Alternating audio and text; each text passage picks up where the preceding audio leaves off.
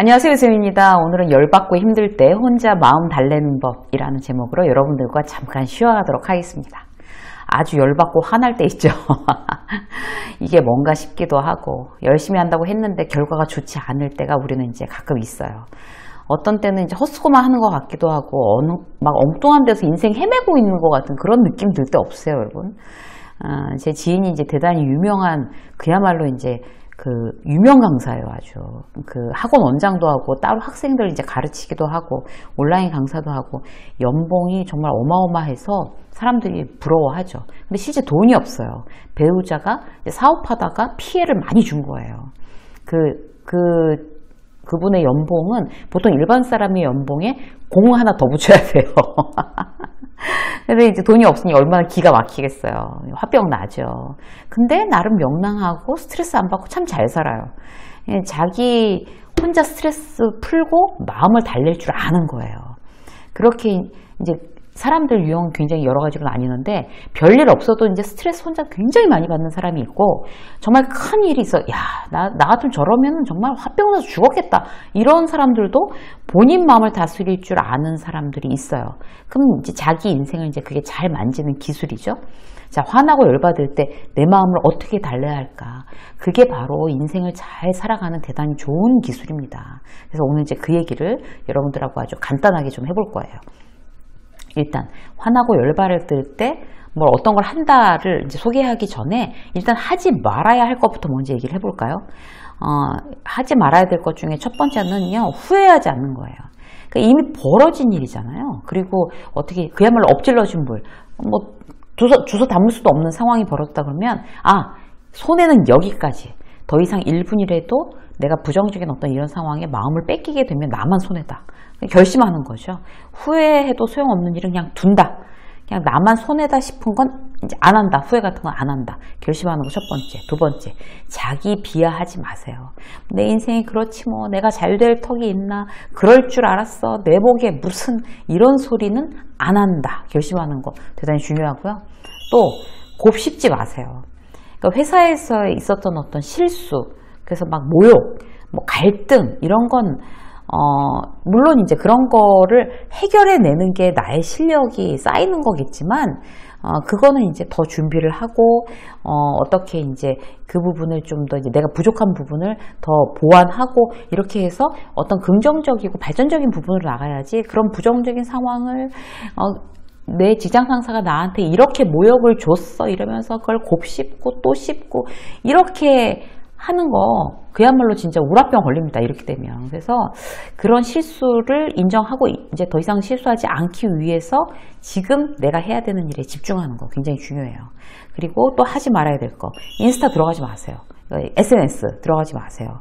특히 마음이 많이 상한 밤에 혹은 주말에 이럴 때 뭐 인스타 그다음에 페이스북 이런 거 막 보면서 남들 막 호캉스 간 거, 생일 파티 하는 거, 깜짝 선물로 이런 명품 백을 받았어요. 막 이런 거 있잖아요. 그리고 그냥 훌쩍 떠나고 싶다. 막 근사한데 여행 간 거. 이런 사진, 남들 사진 보면 나한테 좋을 게 하나도 없다는 거죠. 왜 내 인생만 이런가? 이렇게 계속 부정적인 그야말로 이제 막 경랑이 밀려올 수 있어요. 내가 자초하는 거예요. 그래서 그런 이제 SNS 들어가지 말고, 그 다음에 이렇게 이제 하지 말아야 될 거 여러분들한테 말씀드렸잖아요. 그러면 그 다음에 이렇게 화나고 열받을 때 난 뭘 해야지 풀리는가 이거를 이제 스스로 찾아보는 게 굉장히 중요해요. 의외로요, 내가 화났을 때 이 화를 어떻게 정말 빨리 제대로 푸는지에 대해서 방법을 모르시는 분들이 많아요. 왜냐하면 화를 내가 스스로 빨리 풀어내겠다라는 거에 별 관심이 없이 계속 화를 내고 있기 때문에 그래요. 빨리 푸는 거 대단히 중요합니다. 정말 내 인생을 위해서 중요해요. 그런데 어떤 걸 해야지 내가 굉장히 잘 풀리지? 라는 거는 샘플링을 해보셔야지 알아요. 그래서 오늘 이제 샘플링 몇 개를 해드릴게요. 첫 번째, 시간의 사치예요. 그러니까 시간이 없어서 늘 굉장히 종종 이제 그렇게 막 힘들어 하시는 분들은 내가 이제 어떤 화를 푸는 데 있어서 시간의 사치를 부려보는 게 대단히 효과가 있어요. 시간을 플렉스 하는 거죠. 그야말로. 시간, 이제, 저 같은 경우에도 굉장히 이제 시간에 항상, 이렇게, 시간이 없어서 이제 힘들어하는 타입이긴 해요. 그럼 저는 이제 어떤 걸 하나 하면 내가 정말 시간이 많을 때 볼 거야 이러면서 영화 목록을 계속 만들어요. 근데 한 100개 만들어 놓고 몇 개 못 봐요, 사실. 그래도 그 목록 만드는 거 자체가 전 스트레스 푸는데 되게 도움이 되더라고요. 언젠가는 이제 이런 걸 다 보겠어, 내가. 뭐, 밤새도록 보겠어, 막 이런 거 있잖아요. 실제로 여러분들이 이제 화났을 때 여러분들이 시간을 많이 들여서, 뭐, 예를 들어서 뭐, 대여섯 시간, 뭐, 주말에 하루 종일, 뭐, 토요일에 하루 온종일, 내가 지금 너무 화가 나서 정말 온종일을 내가 시간을 마음껏 펑펑 쓰겠어. 평소에 막 30분 단위로 쪼개 쓰고 10분 단위로 쪼개 쓰던 분은 대단히 효과가 있습니다. 해보세요. 하루 종일 보고 싶었던 영화 쫙 보는 거예요. 누워서. 하루 종일. 뭐, 이렇게. 뭐 먹고 싶은 거 먹으면서 하루 종일 그렇게 시간을 막 그렇게 이제 하루 종일 이제 플렉스 해버리면 그야말로 이제 화가 많이 이제 가라앉는 걸 느끼실 수 있어요. 두 번째는요, 돈의 사치예요. 여기서 중요한 건요, 진짜 사치스럽게 돈을 막 이렇게 정말 사치스럽게 쓰면 어차피 자기 돈인데 나중에 이제 카드값 나온 거 보고 더 큰 절망감이 다가올 수 있어요. 여기서 말씀드리는 거는 작은 사치를 누리는 거 여러분들의 어떤 스트레스 해소에 대단히 도움이 됩니다. 나 자신의 상황에 맞춰서요. 제 사무실이 이제 강남역 근처에 있거든요. 거기에 굉장히 일본식 아주 작은 덮밥집이 있어요. 좌석이 몇 개 안 돼요. 그렇게 작은 가게인데 거기서 파는 덮밥이 한 4만 원에서 6만 원 정도 돼요. 한 그릇에. 굉장히 비싸죠. 밥 한 그릇에 4만 원에서 6만 원이면. 그런데 거기에 오는 사람들이 그렇게 작은 가게에 막 그렇게 뭐 돈 있는 사람들이 오지 않아요. 직장인들이 와요. 그 직장인들이 뭐 자주 올까요? 그렇지 않아요. 자기한테 작은 사치를 그야말로 선물하는 거예요. 그래서 너무 힘들고 고생했다. 그런데 이제 4만 원짜리 밥을 나는 점심 식사로 진짜 나에게 대접하겠어. 이런 느낌의 직장인들이 많이 오죠. 그래서 장사가 잘 되더라고요. 평소에 누가 점심을 그렇게 비싼 걸 먹겠어요. 어쩌다 한번 나 자신을 위해서 맛있는 밥 한 끼. 내가 5만 원짜리 밥 먹는다. 뭐 오늘 이런 거 있잖아요. 직장인들의 뭐 어쩌다 한 달에 한 번 하는 사치. 이런 걸로 막 이제 술 마시고 엉뚱한 안주 먹고 이러는 거보다 정말 그렇게 근사한 딱 한 그릇에 5만 원짜리 밥 먹는 게 훨씬 더 만족감이 굉장히 높아집니다. 근데 이제 뭐 5만 원짜리 그런 거 먹으면 난 두고두고 후회하고 더 스트레스 받을 것 같아 이렇게 느끼시는 분들도 계시잖아요. 그러면 내 상황에 맞춰서 굉장히 사치스러운 밥 한 끼에 대한 기준은 여러분들이 만들어 보세요. 또 이런 거 있잖아요. 와이프가 이제 너무 스트레스 받고 힘들어해. 근데 그 와이프가 그 호텔 디저트를 너무 좋아해. 그러면 이제 그걸 사다 주는 거예요. 한 입에 10,000원짜리 이런 거 있잖아요. 그 정도는 우리가 할 수 있잖아요. 막 3개 이렇게 3만 원어치 이렇게 사다 주고 당신 기분 풀어. 그러면 이제 이거야말로 돈의 작은 사치인 거죠. 너무 좋은 것 같아요, 이런 거. 그리고 이제 몸이 너무 안 좋다. 막 이래서 이제 뭐 호텔 스파 가시는 분 어쩌다가 늘 가는 건 아니지만 어쩌다가 그리고 뭐 호캉스 가시는 분들 마찬가지죠. 이런 어쩌다 한번 그 돈의 사치, 작은 사치는요, 나 자신을 굉장히 자존감도 높여주고 그래 내가 굉장히 귀중하고 소중한 사람이야 라는 어떤 그런 느낌을 주기 때문에 여러분들의 어떤 그런 스트레스를 해소하고 이제 화를 풀어주는데 대단히 효과가 있습니다. 자, 중요한 건 포인트는 작은 사치입니다, 여러분. 각자 기준에 맞춘 작은 사치.